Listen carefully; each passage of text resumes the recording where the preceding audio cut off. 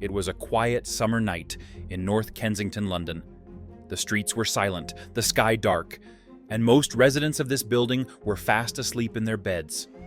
But what they didn't know, and what no one could have imagined, was that in just a few hours, their home would be engulfed in flames. The walls meant to protect them would soon become a death trap. It all started with a small fire in a fourth-floor apartment, a fire that should have been contained, a fire that should have been nothing more than a routine call for firefighters. But Grenfell Tower wasn't built for survival. Within minutes, the flames raced up the building, turning it into a towering inferno, trapping families, parents, and children with no way out. This is the story of the Grenfell Tower fire disaster, a preventable tragedy fueled by greed, negligence, and a system that ignored the warnings until it was too late. Before we start, please take a second to click on that subscribe button, as it's the best way to support this channel. Grenfell Tower had stood in West London for over 4 decades. Built in 1974, it was a 24-story residential block, home to hundreds of people. The tower was a part of London's social housing system, meant to provide affordable homes to those in need. It stood in one of the wealthiest boroughs in London, Kensington and Chelsea, a place where multi-million-pound mansions sat just streets away from high-rise blocks like Grenfell. But beneath its towering concrete structure was a story of neglect. For years, the residents had warned that something was wrong. The fire alarms barely worked, and the escape routes were unsafe. But the management ignored their complaints. Residents had warned authorities, they had filed complaints. But their voices had been dismissed, again and again. Then, in 2016, something happened that would seal the fate of Grenfell Tower. The building was refurbished to make it look more modern and more visually appealing for the rich neighbors. Part of this renovation involved installing a new type of exterior cladding, aluminum panels with a plastic core that made the building look fresh and clean. What residents didn't know was that this cladding was flammable, so flammable that it was banned in several countries. But in London, nobody stopped it. And on the night of June 14, 2017, those choices would prove deadly. It was just before 1 a.m., and most of Grenfell's residents were asleep. But on the 4th floor, in flat 16, something went terribly wrong. A fridge freezer, a common household appliance, malfunctioned and caught fire. Now, in most buildings, this wouldn't have been a catastrophe.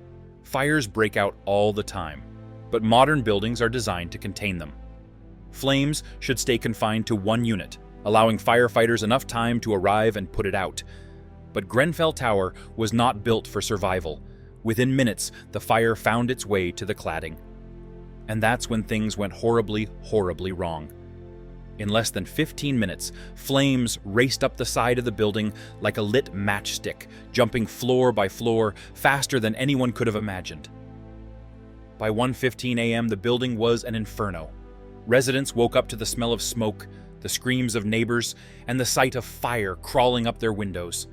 People ran to their balconies, banging on the glass, screaming for help. But the fire was too fast. Firefighters were on the scene within minutes, and then the worst mistake of the night was made. At 1:30 a.m., the London Fire Brigade told residents to stay inside their flats. This was standard advice for high-rise fires. The idea being that fire-resistant buildings would contain the blaze, keeping people safe in their homes, while firefighters put it out. But Grenfell was not fire-resistant. It was a death trap. The stay-put policy turned homes into coffins. For some residents, escape was still possible, but by the time they were told to leave, the stairwells were already filled with smoke. A mother on the 20th floor was heard reciting prayers with her children. A father on the 11th floor tried to carry his disabled wife down, but the smoke was too thick.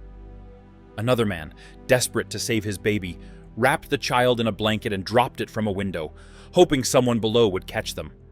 Many never got the chance to escape at all. By 2 a.m., firefighters were losing control. The water hoses couldn't reach the top floors, and the fire continued to spread. People on the upper floors were still alive, but trapped. They called their families, saying goodbye. Some wrote their final messages on the walls, knowing their words might be the only thing left of them. The fire burned for over 24 hours. When the smoke finally cleared, the truth was devastating.